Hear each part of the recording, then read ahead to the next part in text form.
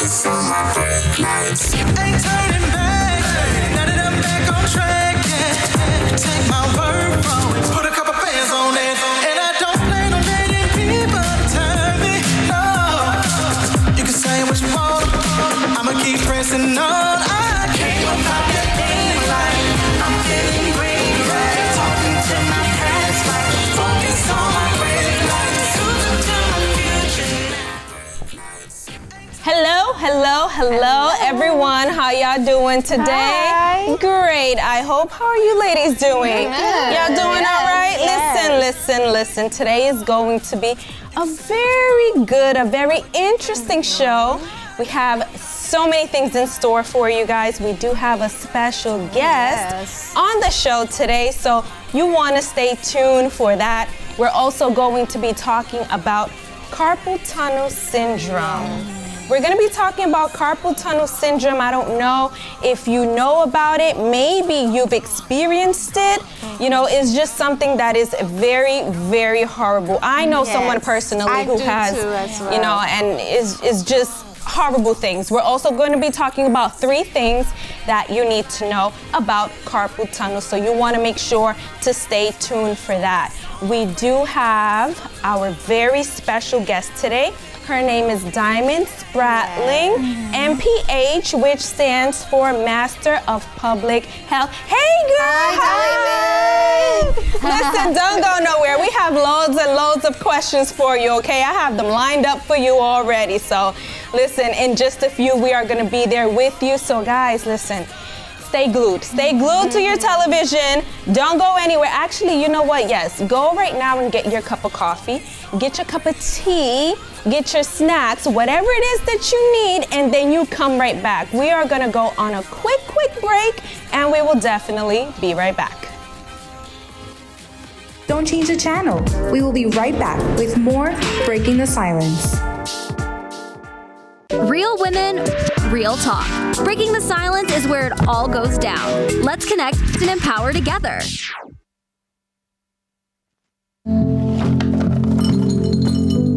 Kids across America are going to school hungry. Millions of kids every day.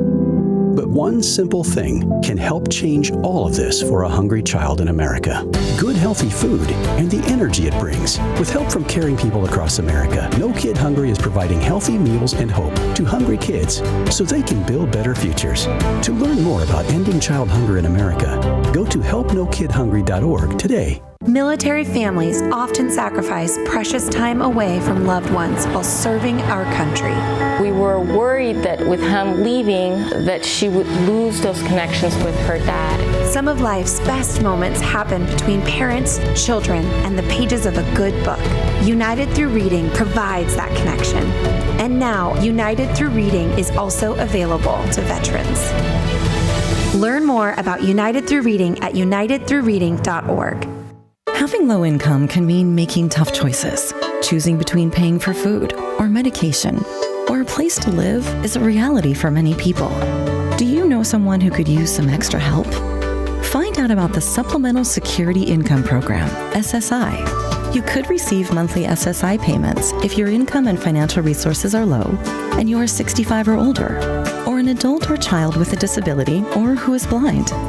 SSI is money you can use to help pay for basic needs, like putting food on the table, keeping the lights on, paying the rent. It can mean new shoes for growing feet or help with medical needs. Call 1-800-772-1213 or visit ssa.gov/SSI to schedule an appointment or start to apply today. That's ssa.gov/SSI. Produced at U.S. taxpayer expense.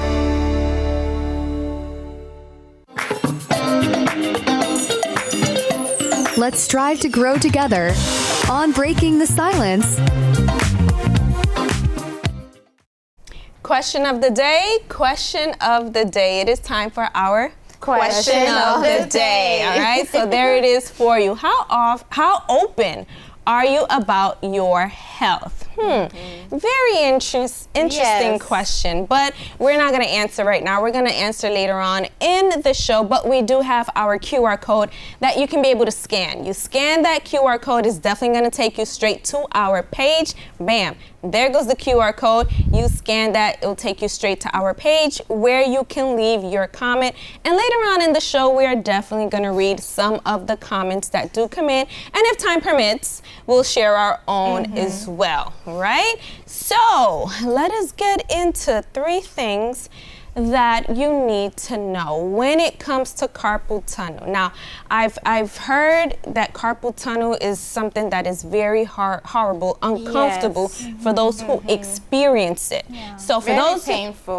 Painful, yes, painful. You know, I've seen people that they have to wear the brace on and it. their hands will lock up. Yeah, You know, they can't move once it locks So up. for those of you who are not too familiar with carpal tunnel, so carpal tunnel occurs when the median nerve, which runs from your forearm into your palm of your hand, becomes compressed and it passes through the narrow carpal tunnel on your wrist. So if you're the type of person that you tend to, you know, type a lot, you might experience that. So carpal tunnel syndrome, you feel the pressure on the median nerve. Common symptoms of it is numbness, tingling, weakness, you know, and there's risk factors to it as well. It's something that is very, very uncomfortable. But there are some things that you can be able to do in order to alleviate it, right?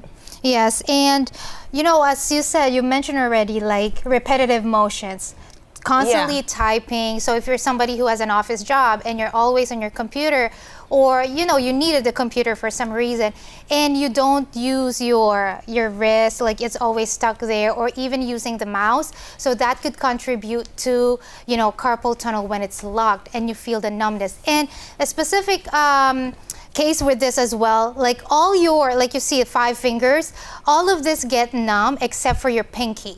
So when everything is kind of like numb, tingling, and then your pinky is kind of like normal, then you see that there's, you know, there's something wrong, so get it checked out. But also, can it go away on its own?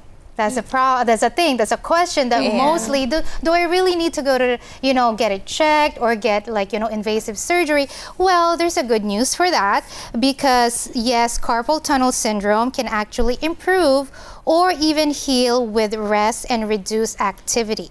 So when the inflammation in the carpal tunnel decreases, the pressure on the median nerve may ease, allowing symptoms to subside. So if you do feel that there's like tingling, there are numbness, then you'd want to reduce that activity that actually is pressuring the wrist, right? So straining it. So maybe take a little bit of rest when you're doing the typing, maybe 10 minutes break or something like that. And when you do that constantly, then it reduces the symptoms and it could actually go away on its own. But there are sometimes that, you know, constant severe inflammation may actually, you know, make it worse. Yeah, and as we're talking about this, I was remembering my mom, because from a very early age, as you can see, I have a lot of hair. So from a very early age, my mom would braid me and all of our siblings' hair, and she had 6 kids. So you can just imagine how much hair she was braiding. And so it actually caused her to have carpal tunnel, where as she got older, she was unable to do our hair anymore because of the repetitive movements with her hands. So there's some things that we can do to prevent it, because of course, as they like to say, prevention is better than cure. There you go. So you hear us say that yes, it can go away on your own, but what are some things that we can do to prevent it? So you can prevention and early actions are key to avoiding surgery. While it can be managed, prevention is the best approach. Take frequent breaks, as Angeli said. Adjust your workspace ergonomically. Yes, stretching your wrist regularly can help minimize the strain.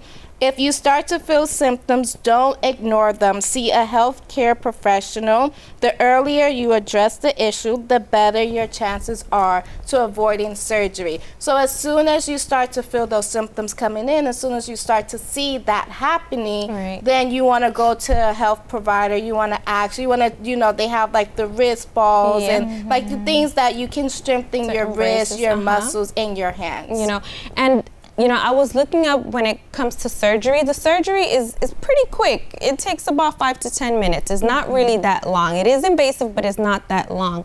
But, like you were saying, prevention is definitely key. You don't want to keep, putting that burden on your wrist. You don't want to keep straining it. You don't want to keep irritating it to the point where you have to get the surgery. No, if you can prevent, do it. Go ahead, do whatever it is you need to do in order to prevent having to get that surgery.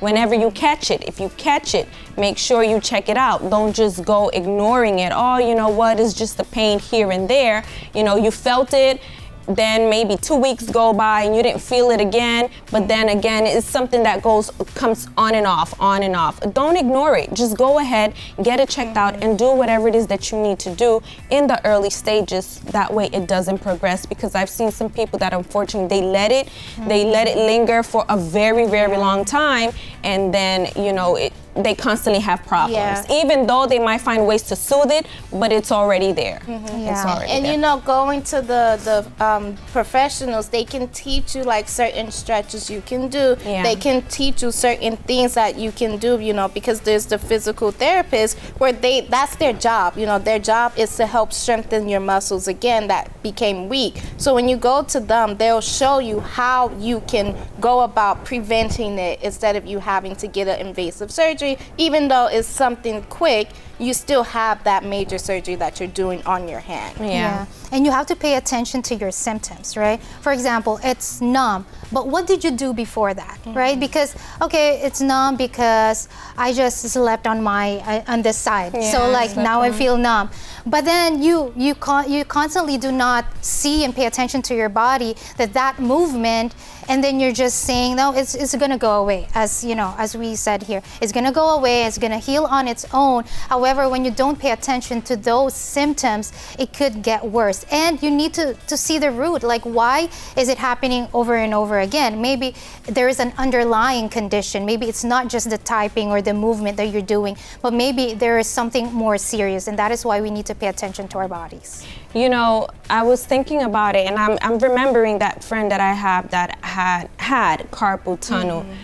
When she was in the early stages of it, I saw how much she struggled. She, even to hold or to kind of pour something, it really caused a lot of strain. So, as Angeli said, everything that she mentioned is on point. Don't ignore those symptoms. Don't ignore those symptoms at all, because let me tell you, that is, especially you who are in a profession like you do hair or you type a lot, you're constantly on the computer.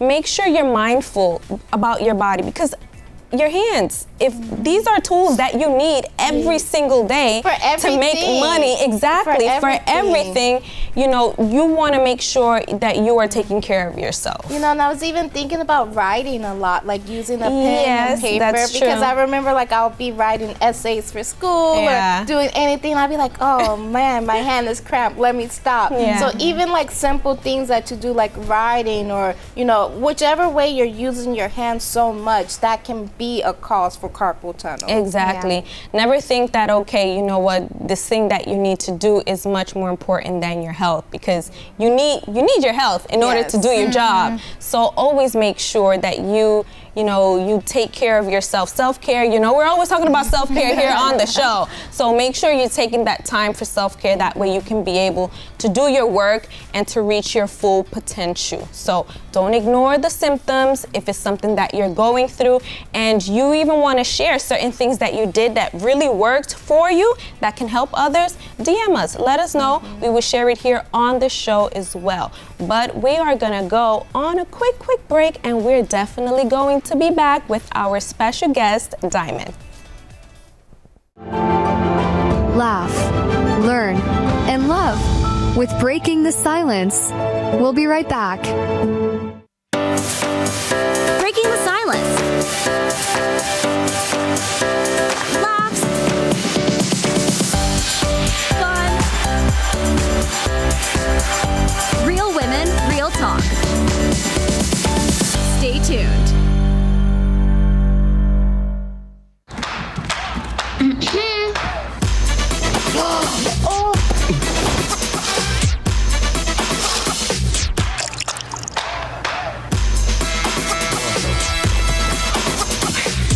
You're not gonna get it all right.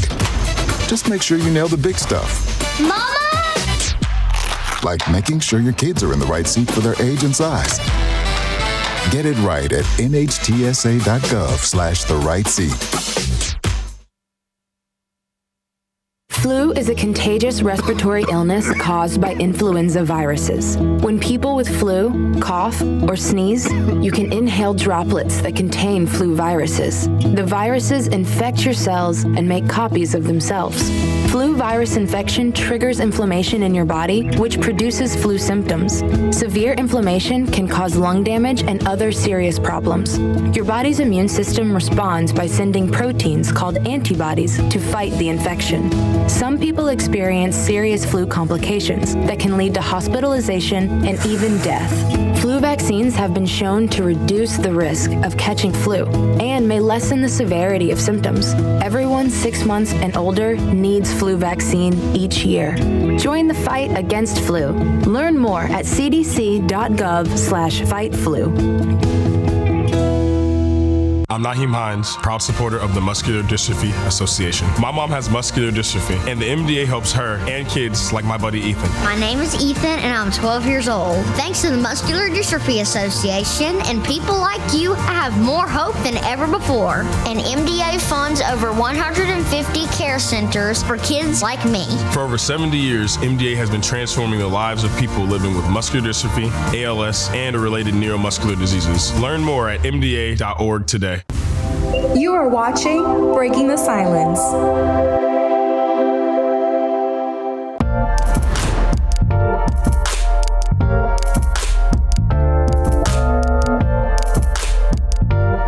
Breaking the silence. Your story matters.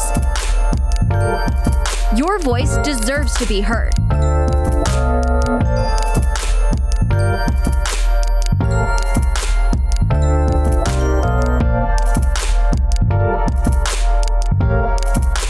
Join the conversation. All right, we are back here on Breaking the Silence, and bam, bam, bam. We do have our special guest, Diamond Spratling. She's Master of Public Health. She is a consultant. She is an author. She is, oh my goodness, girl, you wear so much hats. Girl, but let me ask you this. How did this all start for you? Is it something that you grew up with that was always like embedded in you, your DNA? Or is it something that probably sparked out of revolt? Maybe you were at a place, you saw something that you were like, oh no, wait, hold up, wait a minute. This gotta change. This, tell us about it. Give us some backstory. Yeah, absolutely. And thanks so much for having me today. No one really wakes up and says that they want to be an environmental justice activist, right? I kind of got into this space because of the things that I experienced as a kid myself. And so while I was a kid who loved science, loved being outdoors, all the green things, it wasn't something that I even saw as a career. But one day I was actually I was watching TV and a commercial came on, and it was all about saving the polar bears, right? And so when you're a kid, I was probably like 10 or 11, I'm like so sympathetic. I'm like, oh my goodness, the ice sheets are melting. We have to save the polar bears, all of these things. And so I ended up learning a little bit more about it in school and all of my classes. And I decided, I was like, you know what? I'm going to save the polar bears. I'm going to get my degree in environmental policy and all those things. And so I ended up doing that, but it really just kind of spiraled from there because I ended up learning about specifically how our environments are impacting our health and well-being, especially being a young Black girl growing up in Detroit. And so it started to click for me that our environments it wasn't just about the trees and about the animals and polar bears and all those things. It was about my own backyard and what I did and didn't have access to as a young kid growing up on the west side of Detroit. So it really just spiraled from there, and just learning more about how my environment, how me being around air pollution or around factories was impacting my health and well-being. Like, for example, I knew tons of kids who grew up and had asthma when I was a kid. Like, it was something that was so normalized, right? And we don't normally think of it as a big issue, but asthma actually can be very serious, especially for young kids. And so I remember in like some of my like really early on internships, really learning about the intersections between ER visits, asthma, kids, the environment, and really just understanding like how closely it really was related to my everyday life. So ultimately, I shifted gears away from the polar bears a little bit and started to get into this advocacy side of what it looks like to have safe, healthy environments, especially for Black and Brown communities. So it's funny how it all started, but I also love the journey that kind of transpired along the way, because it helped me realize and understand how my environment has impacted my health and well-being and the people who look like me as well. Wow. Diamond, I have a question for you, because you mentioned it, when we're young, we don't really see it as a big issue, right? But you know, environmental justice is such a huge social movement. Yeah. So when you think of it as like, it's such a large scale, and who am I, you know, going from Detroit, a young child wanting to basically like save the world and help the environment. What were some of the things that maybe intimidated you, or maybe even put like some setbacks for you to even, am I even going to continue in this field or this career? Were there some like, you know, made you like afraid, or maybe not for you to move on that career path that you wanted to? Yeah, absolutely. I mean, tons of setbacks. But I think one of the things that I think about immediately is one, that climate change is a huge issue, right? Just as you just said, it's massive. It involves so many things, and it's very intersectional. And so sometimes it can feel very big. But I think for me, what probably impacted me the most, especially as I was first getting into the space, is I didn't see other people who looked like me.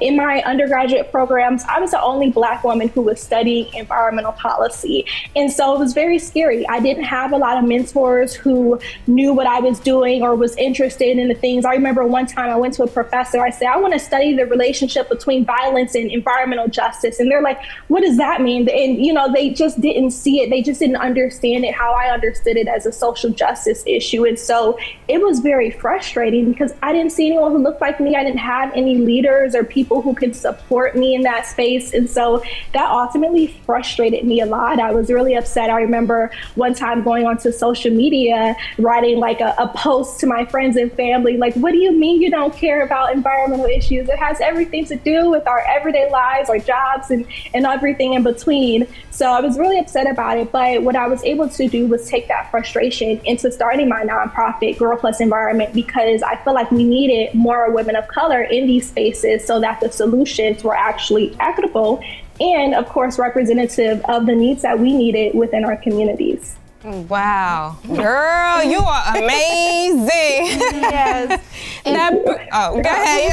Well, I was just thinking about like what's your views on like the crisis in Flint with like the water, the situation there? Because I know you're from Detroit, but Flint is so close to there. So did it affect you, or what was like your opinion or your thoughts on that? Yeah, absolutely. And I appreciate you for asking this question. You know, Flint is really close to Detroit, but I think one of the other things that people forget is that Flint had a water crisis, but Detroit also has a water crisis, and also in Birmingham and Mobile, Alabama, and everywhere else. And a whole lot of Black and Brown communities are having water crisis. And unfortunately, this is not something that was unique to Flint. It's something that gets ignored in so many of our communities because they just brush it off and they don't think that we care about it. And so it was very frustrating when the Flint water crisis was going on, when it was first kind of like starting up. I think I was back in college at that point. And so I was really kind of learning about all of the different intersectional issues. And shout out to Little Miss Flint, Mari Copini, who really played a really great activist role in helping to get Flint clean water, which to this day, they're still struggling to have access to. So it's very frustrating. And not that, and I think the most frustrating part of it is that it's happening to so many of our communities, and we continue to get ignored, especially when it comes to the intersections of what this has to do with our health and our well-being. Wow. Okay, so I have a whole bunch of questions, and forgive me if I hit you one after the other with these questions, okay? So my first question to you is, how is it that you manage, that you balance, you know, this demanding work that you do? Oh, I saw one of the pictures that just rolled. You had a pink and white blazer on. You were also on TED Talk, right? I think you appeared on it twice. We're gonna get to that in a few. But how do you balance this demanding work and also self-care, you know, taking that time for yourself, but also, you know, giving it your all, because I see that you are very, very passionate about this. Yeah, absolutely. And always appreciate self-care questions, because I think that's something that we often neglect, especially as leaders within this space. I'm so passionate about it. So how do I, you know, balance the two things? The first is that it's not easy, and I haven't always been doing a really great job at it. But one of my goals for 2025 is to really balance it. So I'm super excited to do it.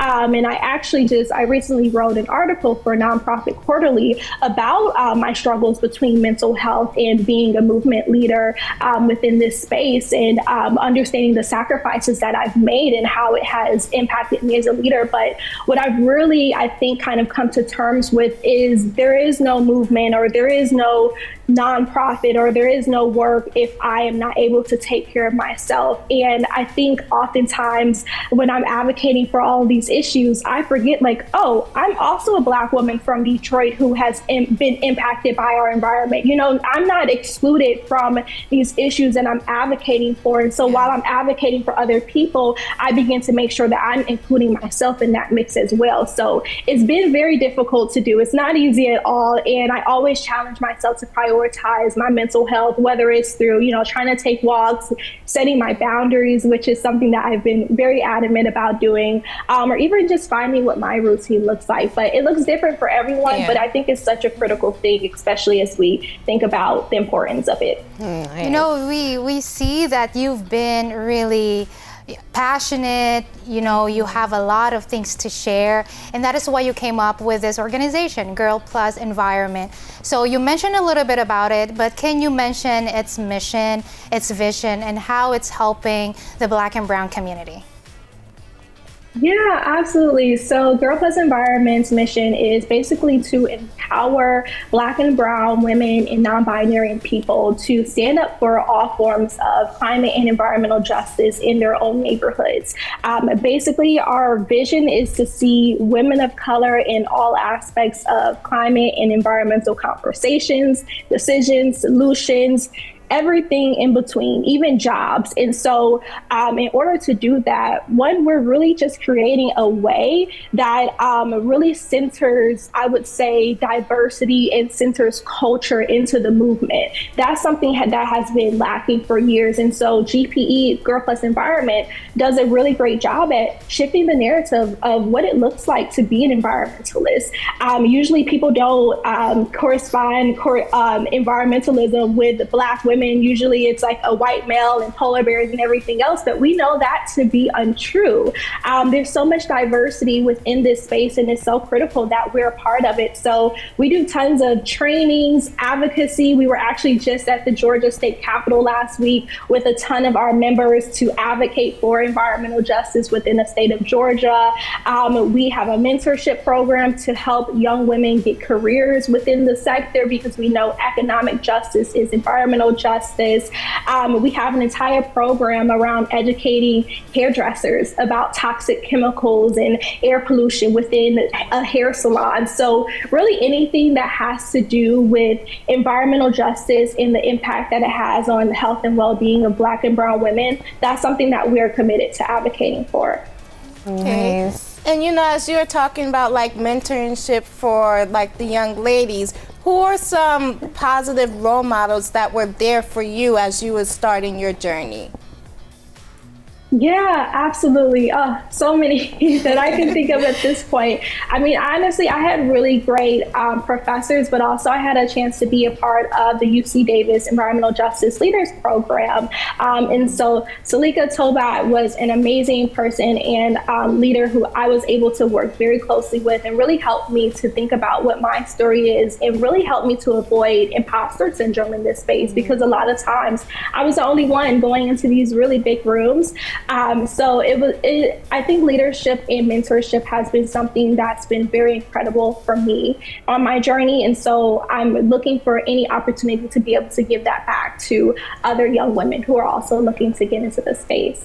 Amazing, amazing, amazing, amazing. Oh my goodness, listen, we have so much more questions for you, but we do need to go on a break, so please don't go nowhere. Listen, y'all can send in y'all questions if you have any questions. We're gonna go on a quick break, and we are definitely gonna come back with loads of questions for Diamond, so don't go anywhere. We will be right back with more Breaking the Silence. Okay, Dad. 1, 2, 3.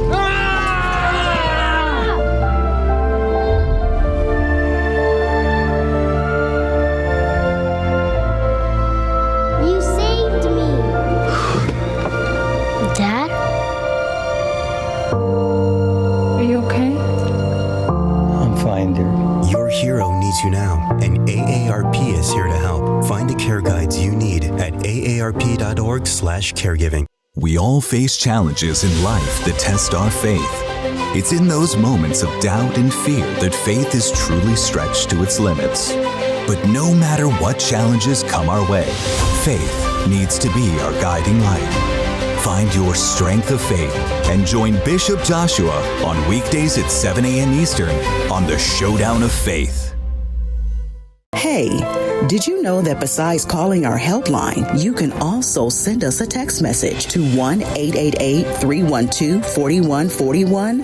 Yes, it's an easier way to contact us, just as our call-in helpline number, 1-888-312-4141. Why do we ignore the things that give us pause, that seem out of place, that don't feel right? The answer to why defines who we are. So if you see something, why do you say something? I see safe for my friends.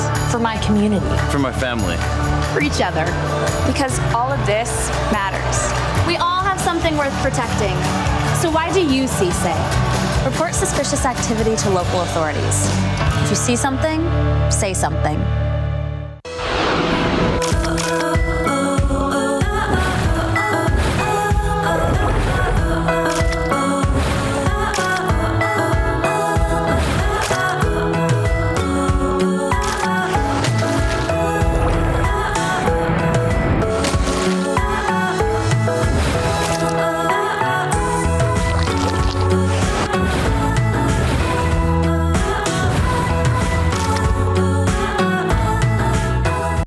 Breaking the Silence is back.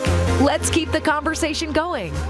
Yes, let us definitely keep that conversation going. Yes, we are here with Diamond, and we've been asking her so many questions, and here I come again with my loads of questions. Diamond, listen, before the break, you talked about imposter syndrome, and it just clicked to me because lately we've been talking so much about imposter syndrome. So I want you to talk a little bit about that. How was it for you, like the struggles that you faced, and I would also like for you to talk, how was it for you on the TED Talk? I told you, girl, I got a lot of questions for you. I'm very curious, and because you're doing such a great job. But you know what? First, let us start off with the imposter syndrome. How was that for you? How were you able to overcome? What are things that you did in order to overcome that? Because perhaps there's so many young ladies who are watching us right now. They want to do what you do, but because they find that they're kind of like in the minority, they're like, is this a battle that I actually want to take up? They want to, but there's so many things, so many doubts that's going on. So how was it for you? Yeah, I mean, imposter syndrome isn't anything that's new, right? But it's something that so many of us still struggle with today, especially when you're in the room and you're the only one, right? I was the only one in so many circumstances, to the point where it got very frustrating for me. I questioned, should I be here? Are these the spaces that are inclusive for people who look like me? Is it okay for me to raise my voice and say something about the issues I cared about? And I think ultimately, I just told myself, yes, it is, because if it's not me, who else is it going to be? How am I going to pave a way for the people who are going to be coming after me? And that ended up being the case, right? Now there are actually so many more Black and brown women who are in this field of work who I never expected it to be like this. And it's it's absolutely incredible, honestly, to see. And so I ultimately told myself that this is the perfect time, this is the perfect opportunity for me to essentially pave the way and be a leader within this work, because they need voices like mine to be able to advocate for the voices in people who are not here. And so that's when I really shifted my work from like wanting to speak for people and wanting to pass the mic. And that's essentially what I do at Girl Plus Environment, is I'm passing the mic for other people to take ownership of this work, because it's going to take more than us. And yeah, I'm just excited and happy that we have an organization like Girl Plus Environment that can really pave the way for so many young Black and brown women to take ownership of a movement and of work that impacts us so much. You're definitely paving the way, because we see, how Girl Plus Environment have actually flourished, right? But also with this kind of social community, you need networking. You need effective rapport, effective network for such a community as this. So what do you think is essential when you network with other people? For example, you wanted to raise awareness, especially with this huge issue. What will be some first steps or some tips that you would want to give to our viewers? Get comfortable with being uncomfortable. It is okay, and you should be uncomfortable. If you're feeling comfortable everywhere you go, then that's a problem, right? And it's hard. It really is. You have to deal with people maybe looking at you a little bit crazy or whatever the case may be. But what I've always learned is you never know what the answer is going to be unless you ask. And so you are going to get some no's, but you're also going to get some yeses. But in order to get those, you have to ask. You have to put yourself in those uncomfortable spaces. And I think for me, honestly, networking is probably one of the greatest things that I've been able to do in this work, because I've been able to meet so many people, have so many opportunities, whether it was a job opportunity or a funding opportunity that I secured. And so I think just being able to go out there and think about what the bigger picture is and the impact of your work and the amount of people that you're able to support, I think really just outweighs the feeling of being scared or wanting to avoid networking, because again, it is hard to network sometimes, and it can be very scary. No matter how long you've been doing it, it's always scary to meet somebody new. Yes, and earlier you mentioned that there's a lot of cities and a lot of states that have this environmental problems. And I don't know about the ladies here, but you've definitely inspired me to be more green. So what are some tips that you would like to give to our viewers who maybe are listening to you and they're like, you know what, I could do more for my environment, I could do more for my community? What are some tips that you would give them? Yeah, absolutely. I mean, I think one of the best tips that I like to give people is to talk to the people who are in the rooms making those decisions. So going to your state capitol, submitting public comments, showing up to public hearings that are literally designed for community members to share their voices and how they feel about issues such as high energy bills or such as access to parks. Those are opportunities to bring your voices to life and to make sure that your voices are heard. And so my background is in advocacy. So all of the things that I think are probably going to be most important are advocacy based, but also bringing people with you. There is power in numbers. And so being able to bring more people from your community to be able to voice their concerns, submit their public comments, and share their thoughts and feedback with representatives is critical, because essentially we're the individuals who elected them into those roles. So they're responsible for upholding their end of the stick. So I would say that, of course, there are tons of individual things that you can do. But what I just want to emphasize is that many Black and brown communities are already environmentally cautious. Our grandparents have been doing this for years, telling us to save our plastic bags, putting plastic on top of our furniture, turning off the lights, all of those things. But what we need more action on is on a systemic side of things and on an advocacy side of things, because individually we're doing as much as we can, but we can only do so much. For example, if our homes are not properly put together for us to save our energy. So understanding the intersections between really environmental issues and everything else that we're advocating for. I love that. I love that. And you mentioned something about energy bills, something like that. And that was actually one of the things that you spoke on the TED Talk. How was that for you? Yeah. It was incredible. I mean, I always said that I wanted to do a TED Talk, but never did I think that I would have done it at this age already. So it was very exciting, but it was also very scary. My dad was there in the audience. That was the first time he had ever heard me like give a talk before. Wow. So it was very exciting, but I just loved being able to talk about how impactful and how much this work means to me, and really getting people to understand, for example, how much something like our energy bills impacts us, and just really digging into the fact that environmentalists have done it all wrong. We haven't talked about environmental issues in a way that resonates with people, but talking about our energy bills is something that does. Everyone has to pay an energy bill, whether we like it or not. And so being able to communicate and shift how we think and talk about these issues, I think is really key. And so that was really the basis of my TED Talk, is to shift how we talk about and think about a topic like energy justice or energy burden in a way that resonates with people from an economic standpoint. Amazing. And what tips would you have for this young Black or brown girl that is watching you right now? She wants to get into the field that you're in. You know, she just loves it, but she doesn't even know where to begin, where to start, or maybe she's just afraid to like speak in public or to, you know, what tips would you have for them? Well, first, I'm going to plug Girl Plus Environment, of course, because that's exactly what our organization does. That is why we exist, is to help women of color, particularly who have never done a single thing about environmental or climate issues. That is okay, and you are welcomed. And so we have tons of resources and opportunities for people to get involved. And so whether that means signing up to become a mentee or getting access to our job and resource hub, where we share tons of early career, different jobs and resources, and even funding opportunities for students and other young people. We also host tons of different events. We actually have an event tomorrow in Washington, D.C. for people who are looking to get into the climate careers. So I would say plug into Girl Plus Environment. We have an entire member base all across the U.S. It's completely free. And so if you just go to girlplusenvironment.org, then you can find our Become a Member sign up. So definitely plug in with us, because that's what we're here for, to support you in your journey, because you can absolutely welcome to be a part of this space. Awesome. All right. Now let's bring it back to you. So you see, you've done so many advocacy, right? And we see Girl Plus Environment again helping a lot of women.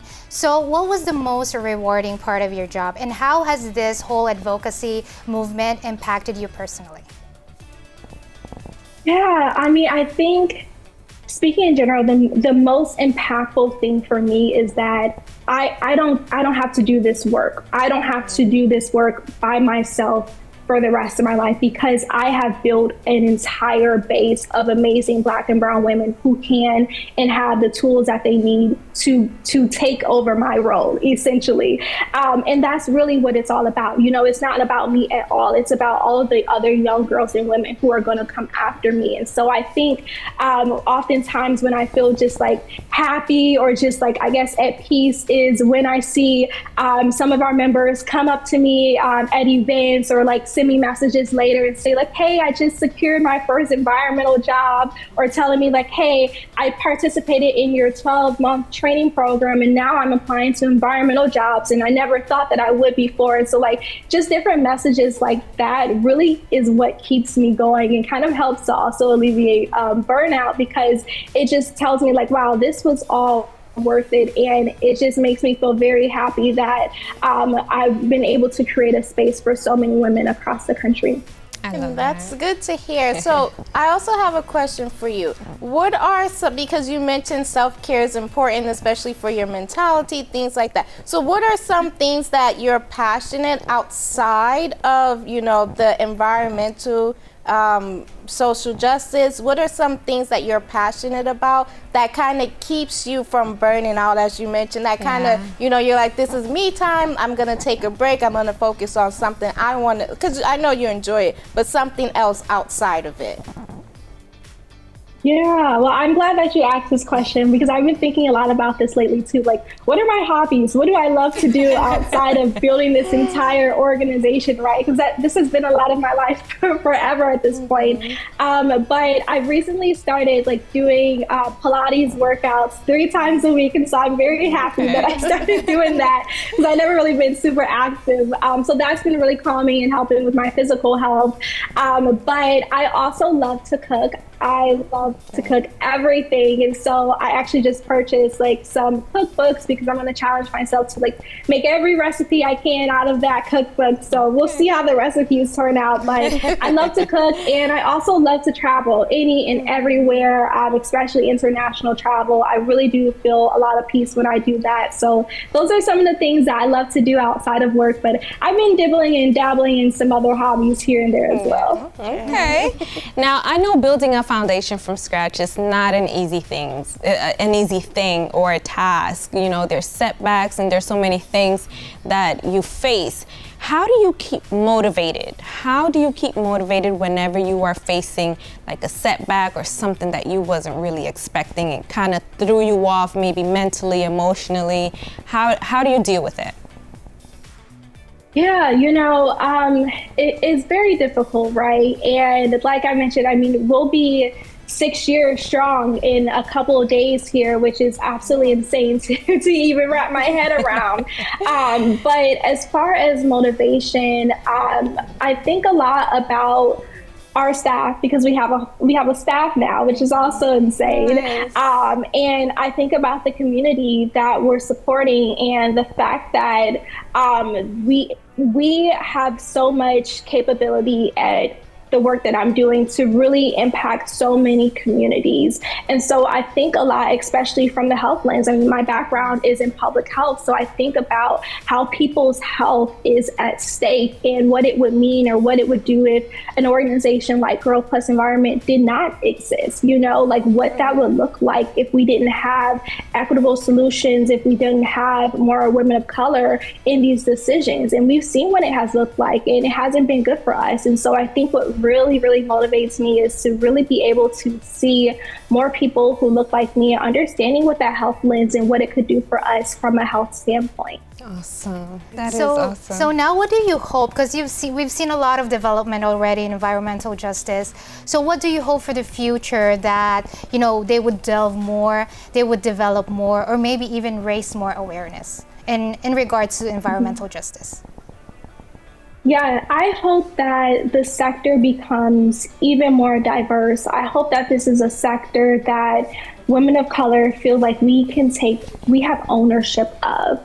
And I always say this saying that in a perfect world, an organization like Girl Plus Environment wouldn't have to exist, right? I would be able to just retire on a beach or something because we have equitable practices and because our communities are safe and healthy. And so I think that for me is something that I hope is that we are being more intersectional in how we talk and think about environmental issues so that our communities are more aware of what this has to do with paying my energy bills every month, what this has to do with me being able to commute to work every day, my health, my kids being able to go to school. Really just understanding that intersectionality is what I think is going to be a key factor in getting more people into this work and understanding what it has to do with everything else that they have going on in life.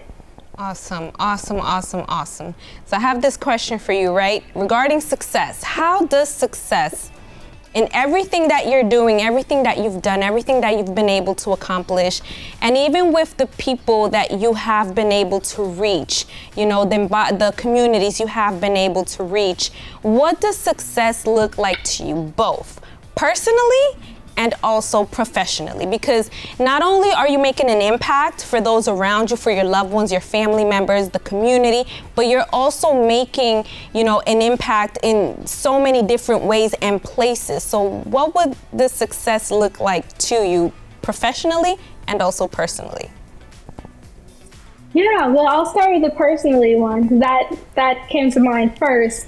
I think personally, success would be that I wouldn't be doing this work anymore, right? Because there wouldn't be a need, because there is someone next in line who felt like they were able to take ownership of this work, of this organization, and can take leadership of it. So that to me feels like that is success, that I don't even have to jump in and do anything anymore because I have hundreds of thousands or millions of other amazing Black and brown women who I've been able to pass the torch to.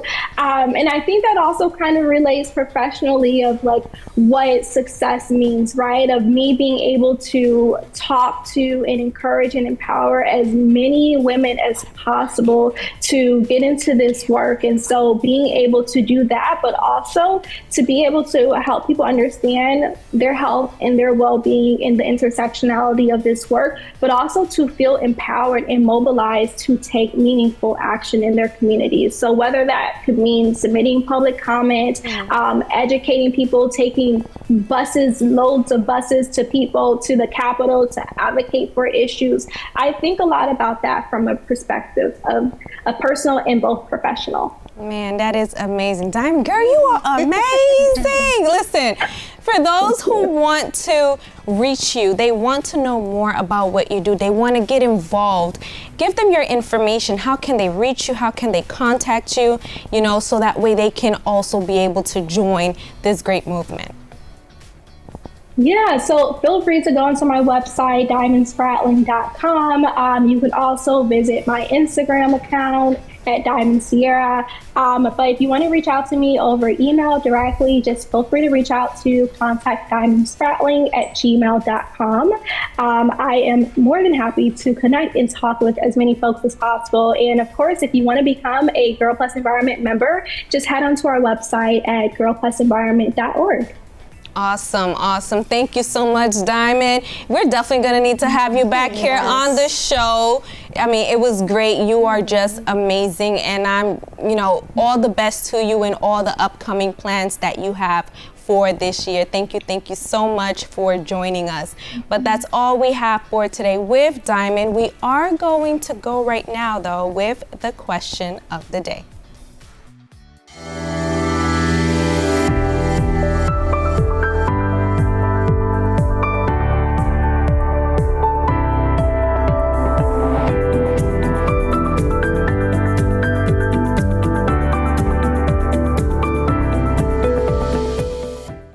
All right, and we are back. And we are back with the question of the day. So for those of you who missed the question of the day towards the beginning of the show, this was the question for you. How open are you about your health? And we do have great, wonderful people who sent in their comments. So let us go ahead and read that first one. Gia, she says, for me, it depends on how well I know them. Otherwise, I mainly keep to myself regarding health issues. Girl, I'm in the same boat. I agree. I agree with you on that 100%. Thank you so much for that, Gia. Yes, and we do have another one coming from Sparkle. Listen, ... I've tried being open, but my parents always tell me it's TMI, too much information. Yes, Sparkle. I hear that, girl. Yes. Okay. Yes, and we have our last comment from Alexandra. I have some chronic health issues that affect me daily, so I prefer to keep close ones up to date with how I'm faring. You will never know when an emergency will happen. That's true. Good point. Yeah, that's true. 100%. 100%. What about you, Angelique?